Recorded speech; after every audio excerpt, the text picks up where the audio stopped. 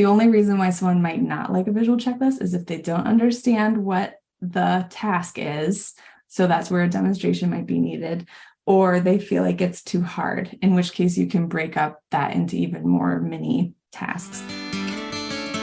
Are you overwhelmed by motherhood and barely keeping your head above water?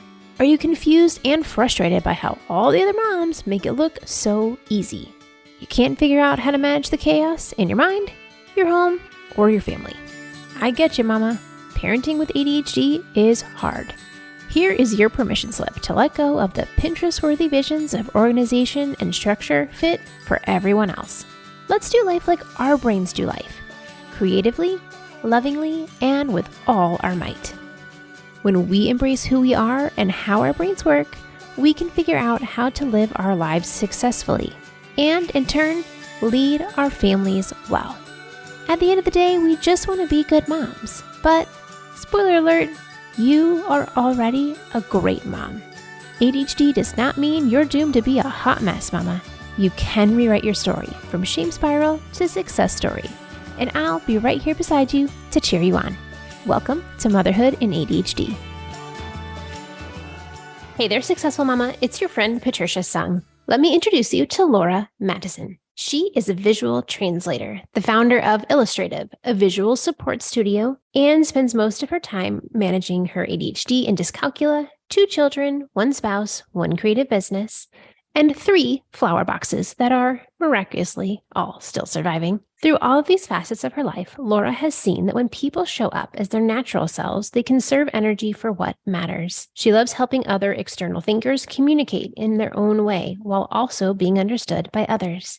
Now, Laura and I have been in each other's orbits for a couple of months now, and I've gotten a chance to know her through Successful Mama meetups, and we've worked together in creating visual analogies for my business in order to help communicate to you what my programs and courses can look like. And I truly believe that visual communication is so helpful for ADHD brains. And we'll talk about why today. We'll also talk about how Laura leans into her ADHD and makes sure that she feels supported. We talk about her ADHD journey, and then how do you visually communicate with your kids? It's more than just chore charts and morning routines. She shares some common obstacles that parents run into and what do you do if you're just not creative? How can you still use visual communication to connect, get to know your kids, meet them where they are, explain yourself, and together work forward to a better solution than you would have otherwise? Visual communication is especially helpful when you, the other party, or both of you are emotionally dysregulated. So let's jump into our conversation with Laura Matteson of Illustrative. How are you doing today, Laura? So good. I'm so happy to be here with you. Well, I have so many questions, but let me start at the beginning. How did you realize that you might have ADHD? It was like a multi-step process where I kept saying no after and then revisiting it again. And it was a combined piece of seeing people online, specifically Jack from Authentically ADHD. I think she was the first few posts where I was like, oh, that's like me. And then I started seeing it other places. And then, the YouTube channel, How to ADHD. These things started popping up as algorithms do. So part of it was social, where I was like, okay, what they're saying sounds a lot like me. Then I had to dive into the research, reading books, looking up articles, finding out the differences of female ADHD versus what I thought was little boy ADHD sort of thing. Because I have family members with autism and ADHD who are boys. So I was like, well, I guess it could be my family. And I let myself explore. And when I told other people, they were like, no, you don't. And I was like, okay. So then I would stop the search for a while and go search again. But the interesting thing was I always knew I had it. I just called it creativity and artist. So I didn't call it ADHD. I was just like, I'm a creative, or I'm an artist. And teachers would even write it off. I was doodling all over my test and they would just be like, maybe just rework this sentence, or just say she's not going to be good at this because she's an artist. And so what it actually was ADHD, not an artist. So, I mean, you are an artist, but yes, that's true. But it was interesting that those seem to go hand in hand with people because of the absent-minded professor. It would be also the scattered artist just fit. So I could just use that and people just excused my quirks. So yeah. which was nice. Which is fascinating how you're the same person, regardless of the adjective used, but yet somehow assigning it this quality of the artist made it feel more Palatable, probably. I was actually thinking palatable. I'm like, but I don't mean to taste, like, not that you don't taste good otherwise, but like, oh yeah. it's just fascinating to me how, like, I think that's why a lot of women aren't diagnosed, because it gets lumped into another category of someone who's very artistic or someone who's highly driven. We get these other adjectives along the way that make it like better. I'm using air quotes since you can't see me. Better or easier to not manipulate, but like make it work for the situation. It just fascinates me how. Yeah, it is easier to mask too, because you can learn how to play that character. Like I learned to play the character of the artist or the character of the like silly girlfriend or, cutesy daughter, to be able to mask that. And it worked like in that character. And, we work well with like characters and analogies when we're confused. So that was helpful, but also put a lot of pressure on me because sometimes I don't like drawing and I don't want to paint. And people are like, you're an artist. And I'm like, oh, I would rather just use something that's already made, like a sticker or a template, but I'm an artist. So I guess I have to make this from scratch now. And that like applied to everything. So just like a lot of energy to keep up that persona too. So ADHD was like mind blowing. Like, oh, at the time I was like, it's a disorder. Like, whoa, what am I going to do with this? But also like, oh, I don't have to play this character anymore. It's like, it's just a way of thinking. So it was also a relief. And one of the things that really drew me into wanting to talk to you on the podcast is that you so beautifully embody who you are and accepting who you are. I will take a wild guess that perhaps it was not always like that, but watching you I'm trying to think like how far along, like I've been watching you, like not in a creepy way. Oh, I've been watching you. Like, I'm thinking back, I'm like, Tracy's the one I think who introduced us, and Tracy was a guest on the podcast in the fall. And the way that you embody the parts of you that are influenced or part of ADHD is really beautiful. There's been a lot of moms who have sent me notes of like, hey, we love that you had this super successful doctor on the podcast. But like, I don't identify with them. Like they look like they have it all together. And I'm like, they don't. But like, I feel like you really beautifully embody who you are. You don't put on a show of like being someone different. Like when I saw you online and then I met you in person when we worked together, like it was like, whoa, she truly is the person that she shows, which is unfortunately rare in social media. And I just find it really beautiful and like inspiring. And I just like that was the moment I like kind of like fell in love with you of like, oh, like Laura really is who she is. And you don't shy away from the hard parts of ADHD and you don't gloss them over. And you really embody like who you are and accepting all of that. So all that preface to say, I'm sure that was not an overnight ta-da, and now I accept myself.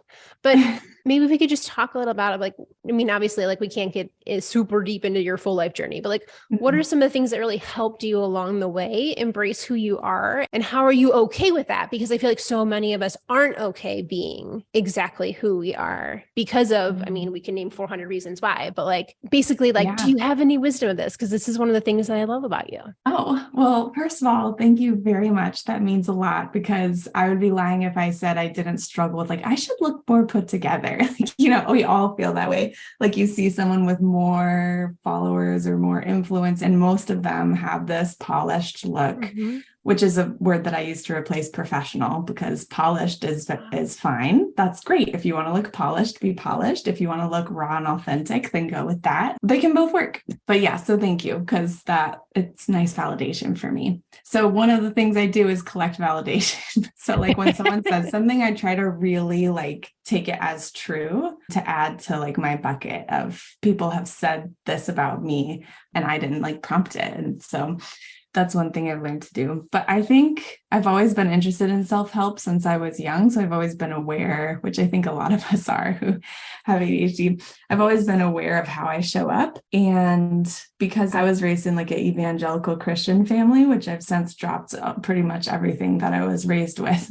But in that process, you have to pay a lot of attention to how you talk to people and what is your conversation going to be about. So I think I learned this skill of, well, part of it was ADHD being vulnerable, where you just like, this is you like impulsively say something about yourself. And I started to notice that when I was impulsively vulnerable and didn't like hide something, I actually really connected with people. So I realized like being vulnerable is a very good way to connect with people. And along the way, I've always valued having leaders and teachers and mentors and coaches. So I always have somebody, a coach or teacher that I'm learning from at the time that they can reflect back to me. So I'm constantly being pumped up on the back end by my coach. So even if I wake up and I'm like, what am I even doing? Like, I'm disabled. I can't run a business. I'm like the worst mom ever. And then I tell my coach and they're like, let's work through this thought. It's just a thought. We're doing the coaching. Some years I'm like barely making money because it's going right into a coach and like right into the support. But then it comes back later where I'm like, okay, now I'm able to have more of an impact because the impact matters more to me than how much extra funding I'm getting beyond like my needs. So that's why it goes into coaching. So that's one area as well. And I think just being a mom and seeing like my kids reflect me and my husband back to me helps me. I want that to mean something for me. I don't want to just have my feelings hurt when they say something or just be triggered by something. Like I want this to be part of my learning experience, which might be from my I'm a very like spiritual person, but I don't practice any religion or anything. But I think that spiritual feeling of knowing that we're all connected, that every conversation we have and every interaction we have has something it can offer to us and to the other person. That's just been there. So when I hear something from someone like feedback or positive, I just take it and I'm like, what can I do with this?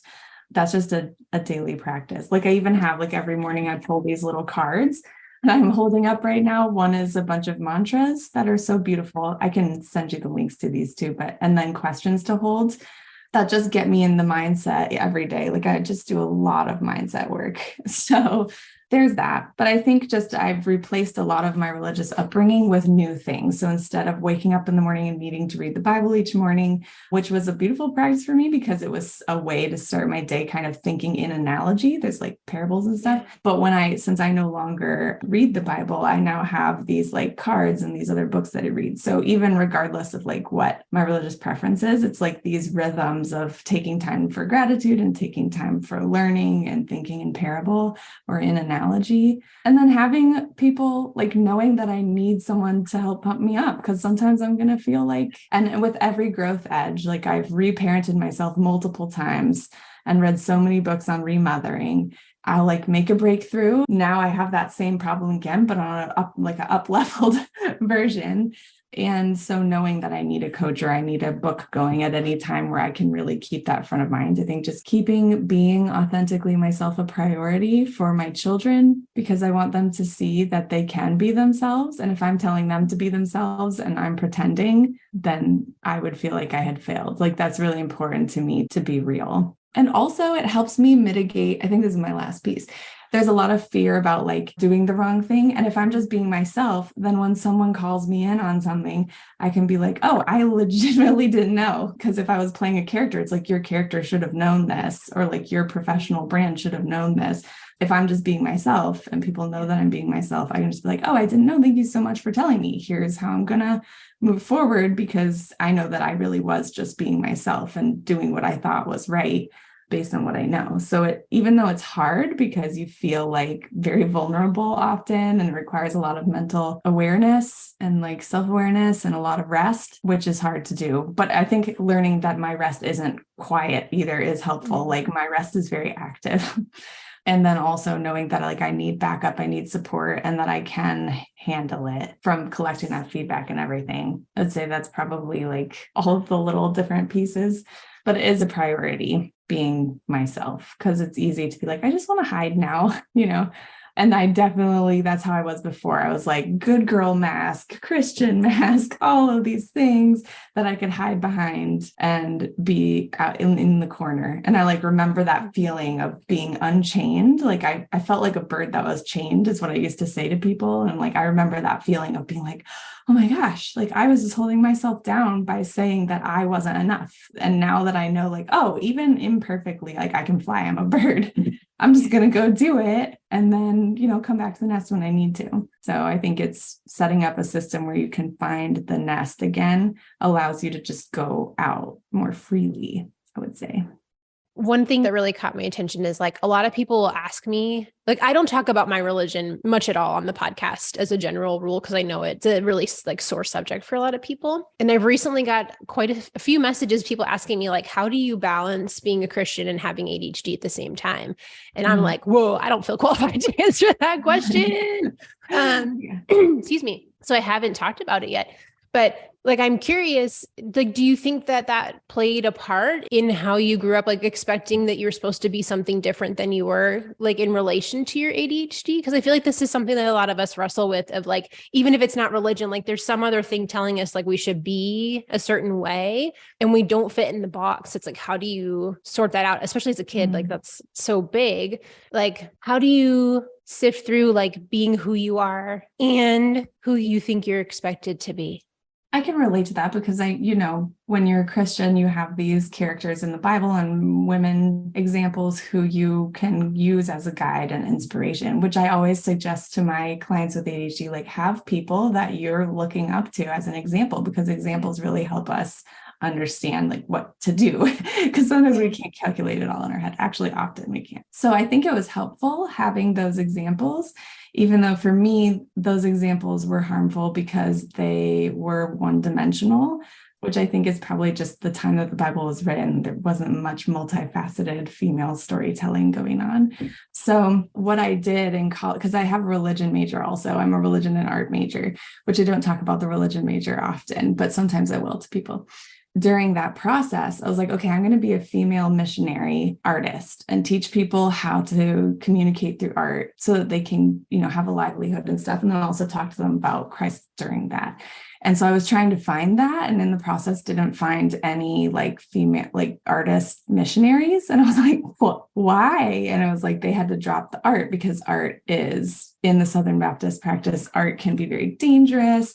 It like makes you go wayward. You start, getting tattoos and hanging out with the wrong crowd and all this stuff. So they were like, don't be a real artist. So there was this imbalance of like, if you're a Christian, you also can't fully embrace your artist side. Like you only use art for the Lord and not for yourself. And so it was like, oh, but I like want to create things. And there wasn't any of this discussion that I discovered in my religion degree, because the creator made you are creative. Yeah. And so you create. I didn't have that kind of upbringing, but I could have seen that being supportive, where it could be like, well, because I'm made in the image of God, then I can like embrace this creative and so forth. In my like uncoupling with myself and religion, discovered that there was a lot of like raw truth underneath there. And those were the things that I loved about Christianity that I thought were just Christianity, but it was like the human experience. So like I would spend time dancing with God and I would just feel so emotional, like I'm dancing with him.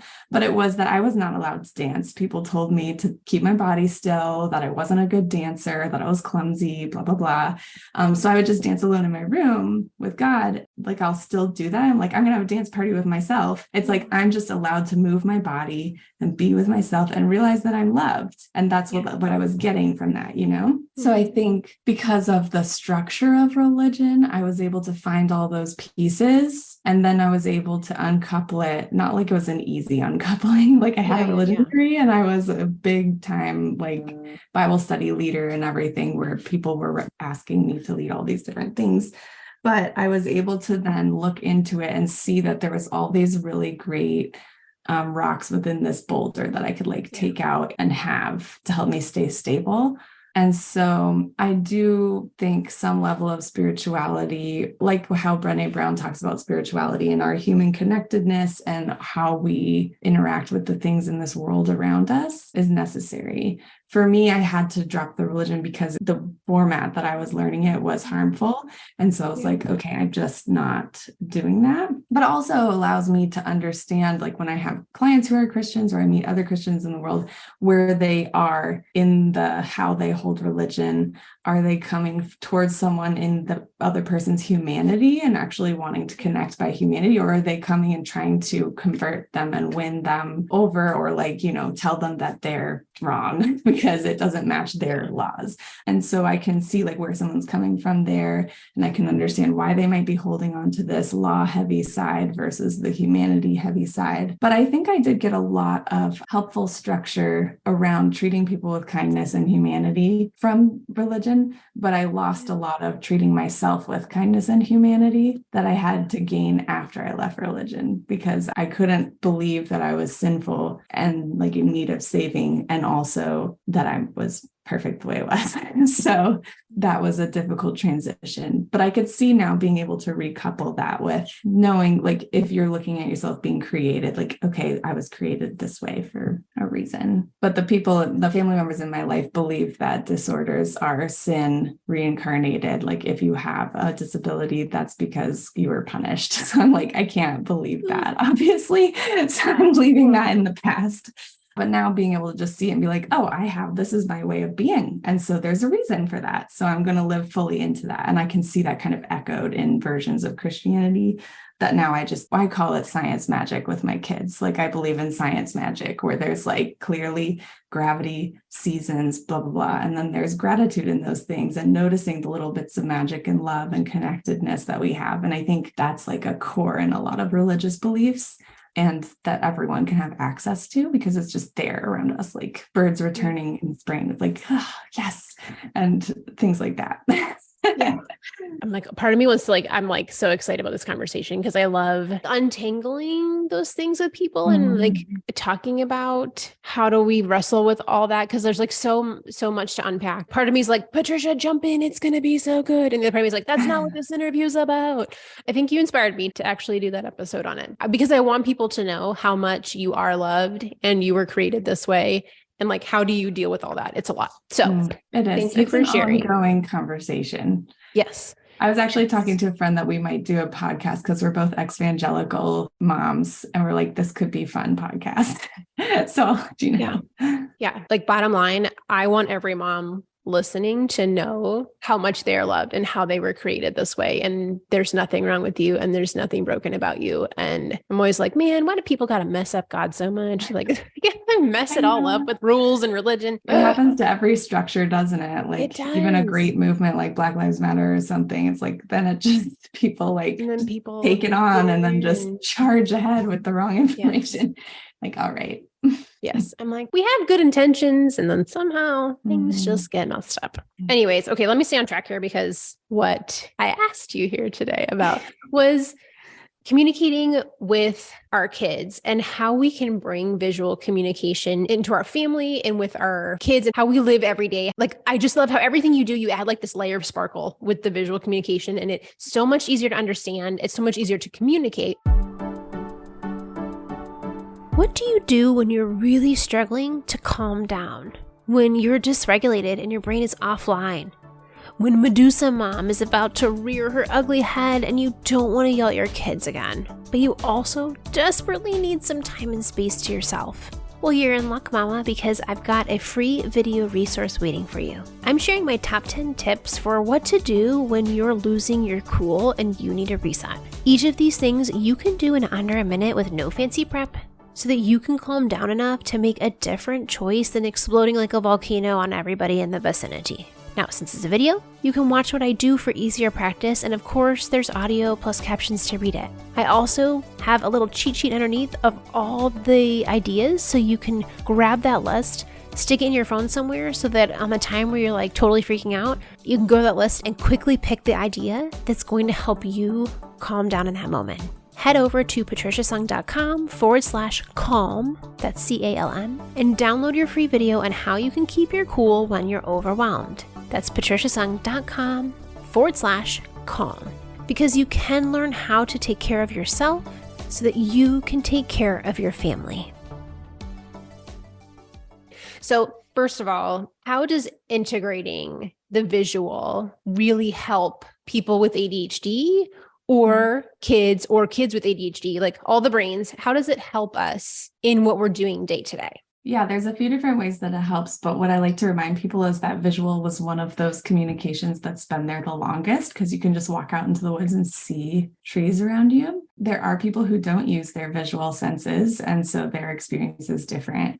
But for a lot of us, we can see things before we even hear it or do it or taste it. So it's one of those senses that's very quick, and it connects to our brain very quickly, and you can get to it very fast. So it goes into your eyes and directly to the back of your head. And so for those of us who have a cognitive delay or a flipped lid, if we're like feeling dysregulated, the visual is still connected and can go just as fast. It doesn't use that bridge. That's how I kind of imagine it. Like there's a bridge over to your cognitive, and sometimes it's lifted, which I saw someone use that analogy. I think it was ADHD cycles or something. I forgot anyway, the drawbridge. And so visuals just forego the drawbridge. It's just like a fast highway on the side of it. So when you're feeling dysregulated or your kids are feeling dysregulated, seeing something, that's why there's that therapy thing of like finding 5 red things or trying to connect with your senses. Like what's something you smell, what's something, but they start with sight because it's so quick.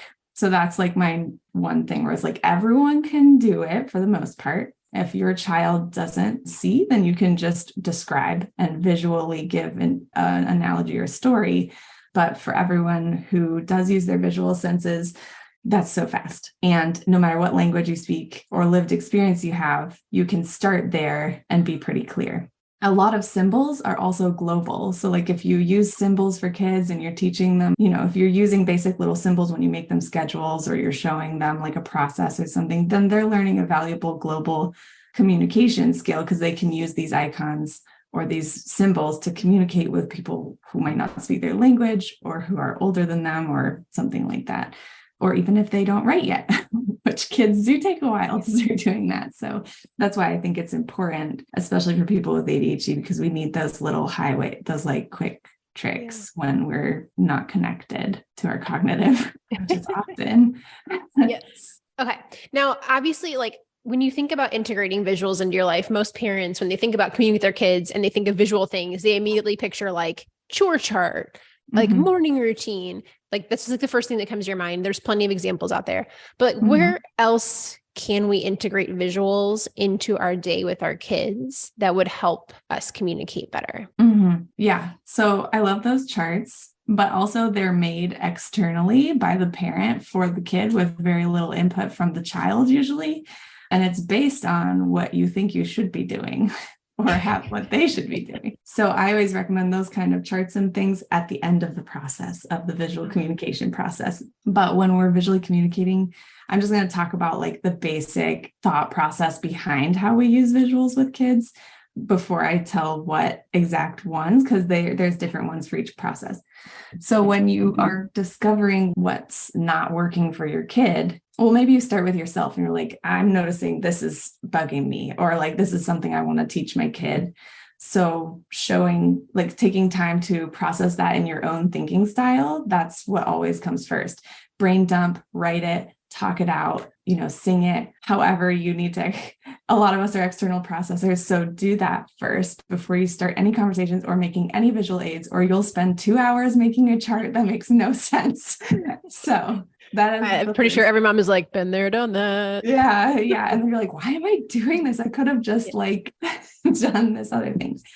That's first. Second, find out what your kid thinks and allow them to process in the way that they process best. So if they want to talk it out to you, if they want to act out, like maybe you have stuffed animals, this is all visual. If you're acting it out and you're using stuffed animals, like mommy giraffe is noticing the room is dirty and mommy giraffe is feeling, well, her head's spinning. She's feeling a little confused because it's so messy.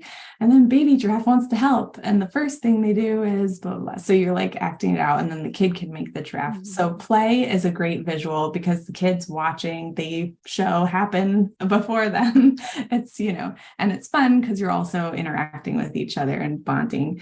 So using demonstrations also. So I teach Montessori as well. And there's just you can very simply demonstrate for a child with very few words, which I find to be really helpful when I'm feeling stressed but I want the kids to have help with something, you just like take your whole hand and kind of gesture towards things, or you can do it for them slowly. And you can even say like, I'm just going to show you how I like to do this. And then you can let me know what you saw, or you can let me know what you think, and then just demonstrate it rather than the like, this is how you're supposed to do it. And just like doing it all quick, because everyone's coming into that feeling the rebellion of like, well, I could do it differently. So like inviting them to watch a demonstration.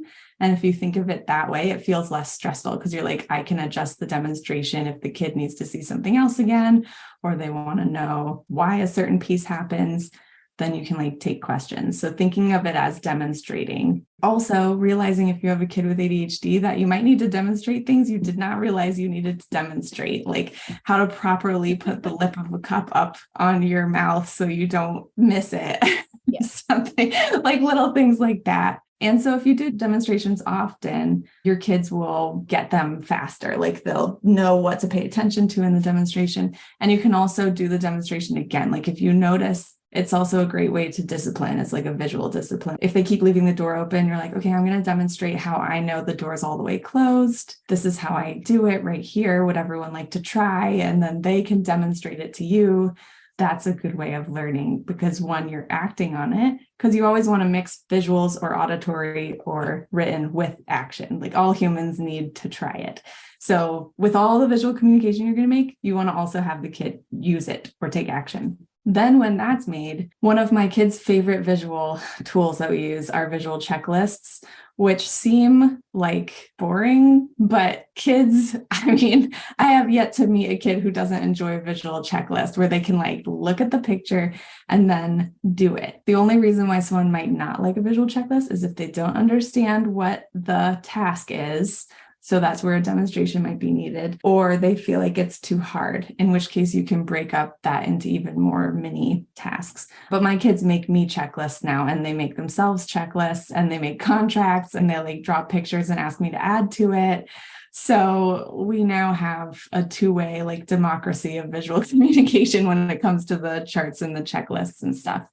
But if your goal is to have a visual piece that you can go back to over and over again, like a chart, like a family values poster, like a placemat that they can use when they're eating, like if you want things like that, I would follow a process up into that point instead of just buying a placemat that has place settings, or buying a map of the world and putting it up so that they can like learn the countries or something. Like thinking about what you feel like they should have, find out what they're interested in, start doing those demonstrations and checklists at the beginning to figure out what's clicking and what's not. And then that way you're using like your money and your time to actually help them with the next thing that's helpful to them. And another great thing is using their favorite characters or things that they're already into, especially if they have a blend with autism or anything like that. But pretty much all kids, this is helpful for. Like if they love dinosaurs and you get them a little, you know, those little like pads that you put on the fridge that magnet up there, and then you can like rip off the list,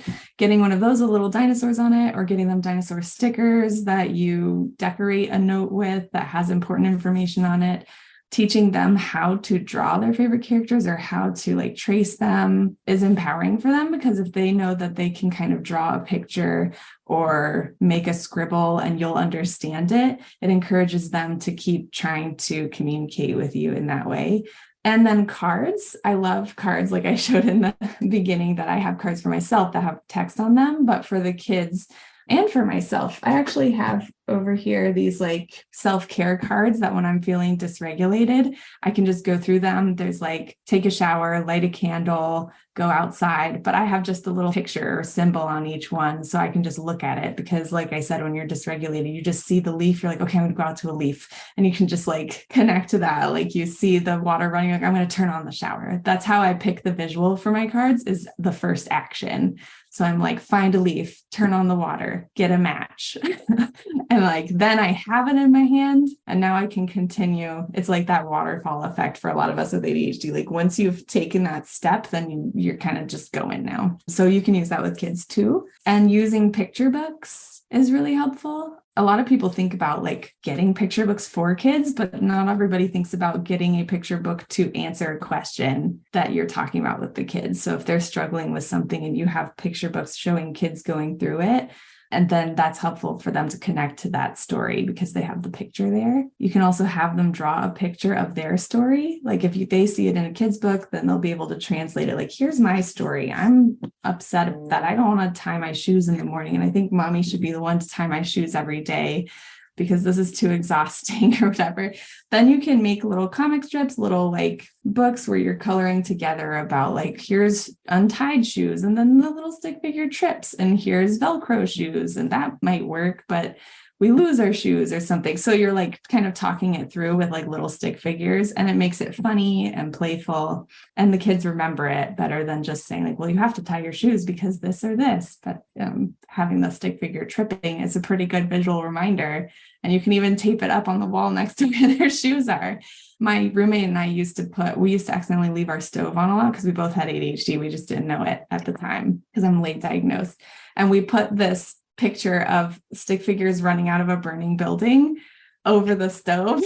And it was great because people would come over and be like, what is this? But we just thought it was so funny. And while we're cooking, we're staring at those stick figures running out of the house. Like we always remembered the stove from then on, and like no problems there because it was a silly visual reminder. I think if another one pops up, I'll let you know. But most of the like things that you would think of to use with grownups or to help explain to someone who doesn't speak your language would work great for kids. So if you're just kind of sitting like, I always tell people to ask the question, how can I make this more understandable? Or how can I make this clearer? And usually you'll come up with some sort of visual, like showing them exactly. Like my daughter doesn't clean her room very often. And I thought it was, to spite me. And then I was like, okay, maybe it's because she has a tin of ADHD, and I did the body doubling and stuff. But it turns out she just didn't know what a clean room looked like, what I meant when I said clean room. So I cleaned her room with her, and then I took pictures of all of the sections, and she has a little photo album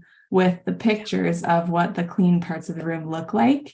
And that helps her a lot because then she can be like, okay, this is what it's supposed to look like when I'm done. Mm-hmm. And she'll now like clean it and then take a new picture of it if she rearranged it or something. So she's kind of developing that skill for herself. Yeah. And then just like loving visuals, like taking pictures, leaving little pictures or notes for them, putting stickers on things just because, not because they earned it. We have things around the mirror talking about what they are, like positives about themselves. So little like visuals. I'll like change up coloring pages for my youngest who has short hair.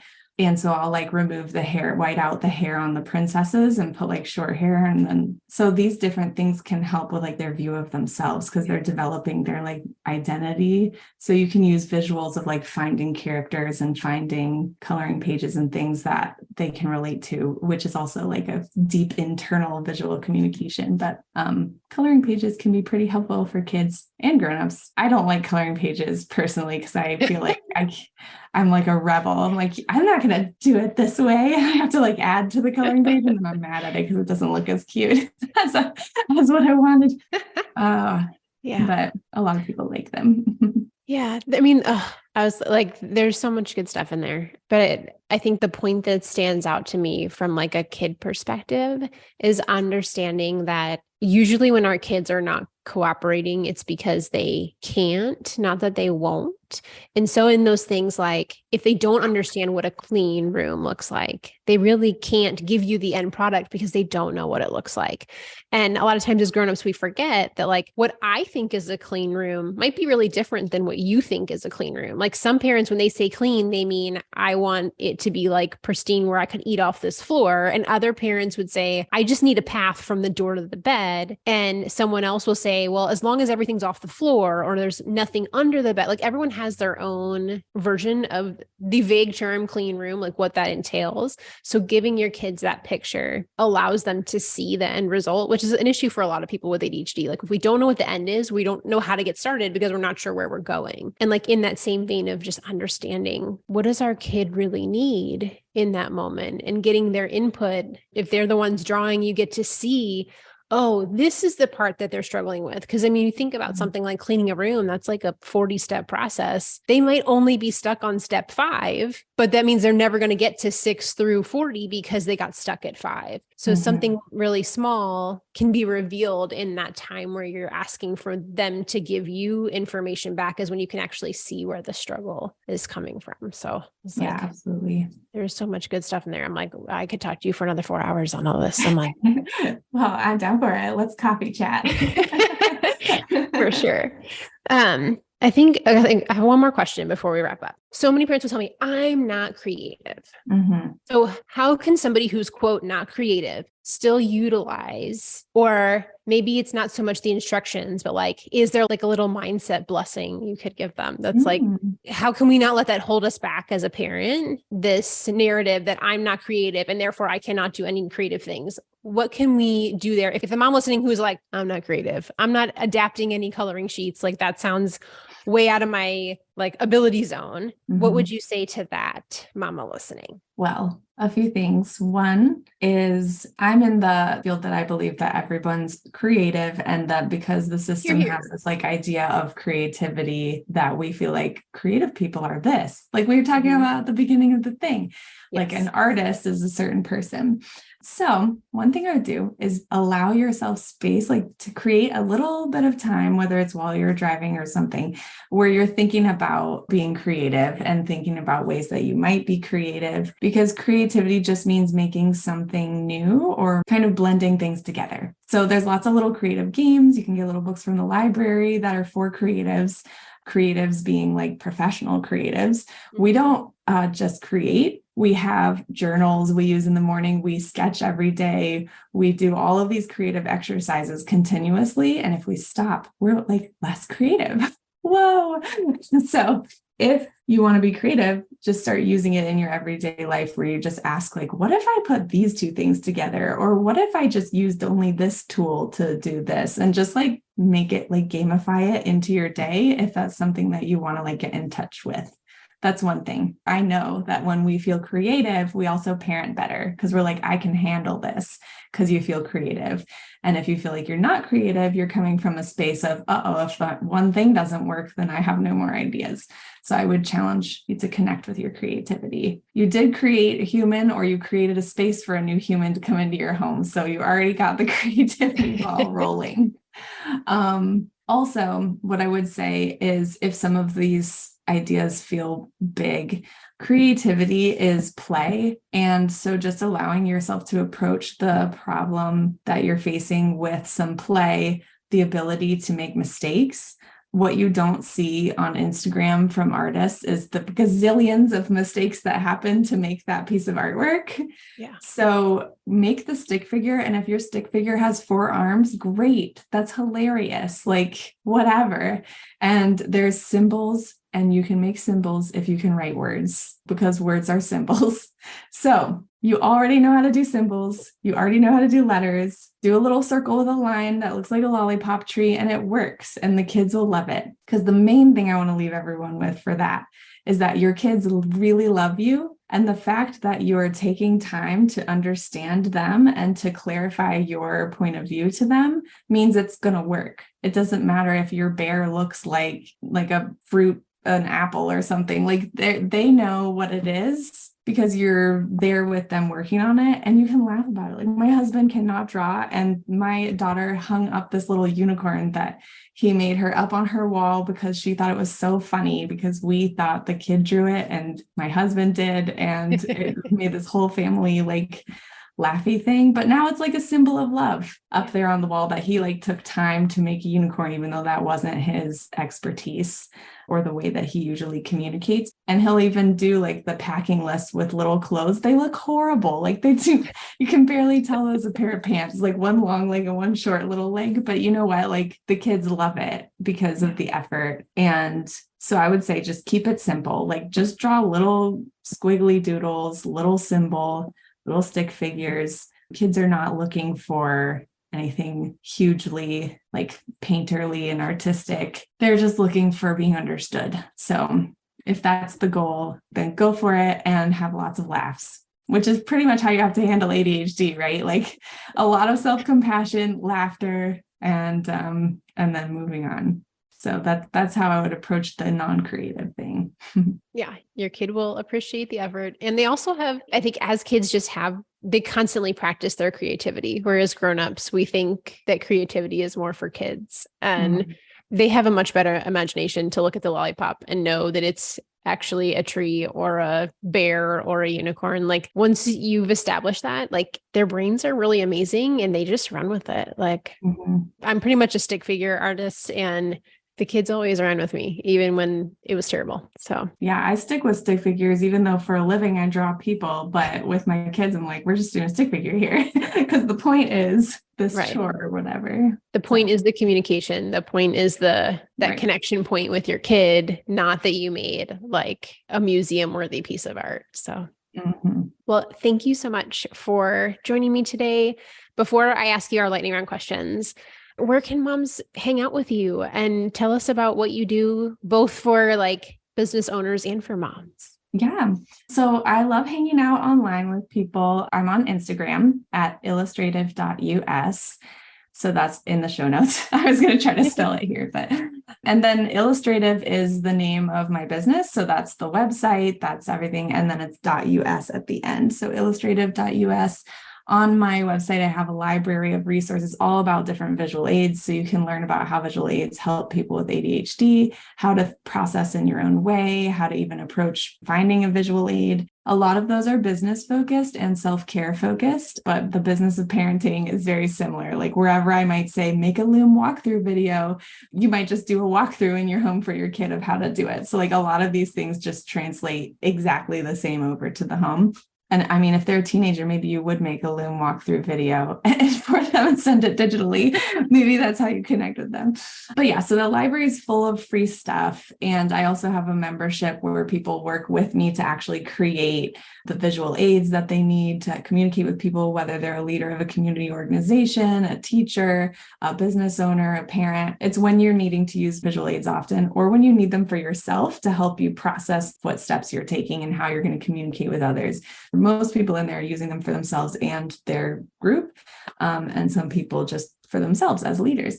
So that's called the Offbeat Illustrative Community, and you can find that on the website as well, illustrative.us/OIC, which is the nickname for it, because you say, oh, I see, when you use visual aids, which I was really proud of all the triple meanings. That's got to be an ADHD thing, because I'm like always need more than one meaning to everything that I make. But yeah, so that's the main way. Instagram, coffee chats. And if you want to be learning directly how to make these visual aids, then the community is a really good spot too. Yes. And personal endorsement. Laura is the one who walked through my mermaid analogy, which you all have heard before. And, building on the water and understanding someone with ADHD as living on the water versus on the prairie. And she's the one who helped me take all that jumble out of my brain and put it on paper into a way that I can communicate it more clearly and visually and verbally. So yeah, that was a fun project. So, okay. Now we've got our lightning round questions. I'm going to read them out. You don't have to explain anything. You just fill in the blank and we'll go to the next one. Sounds good. Okay. Number 1, the best thing that I've read or listened to recently is Herding Tigers by Todd or Ted. Oh, can't remember. I'll give you the link for it. But Herding Tigers has been a fantastic book. I love it. I'll put in the show notes. Number 2, my most boring about me fact is I feel like I'm not boring at all. I always have cereal every morning so I could get enough iron and vitamin D. Number 3, when I'm having a rough day, my go-to quote, song, podcast, poem, book, activity, whatever is. Depending on the problem, it's either the Renaissance album by Beyonce or Lizzo's recent album. Those are my 2 go-to ladies.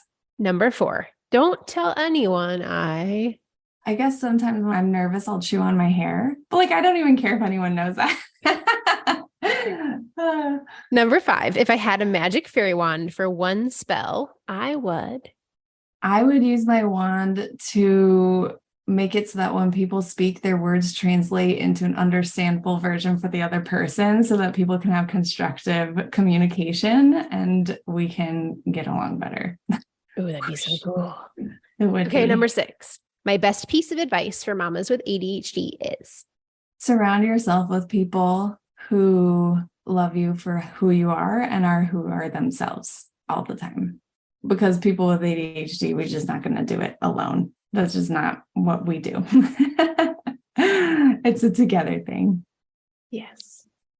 So thank you so much for being here. I so appreciate your authenticity and love for people to be able to create that connection that we all wish we had, but maybe aren't the best at communicating. And now we have tools to be able to communicate a little better with the people that are important to us. So thank you so much for having me. These are great questions. Thanks. For more resources, classes, and community, head over to my website, motherhoodinadhd.com.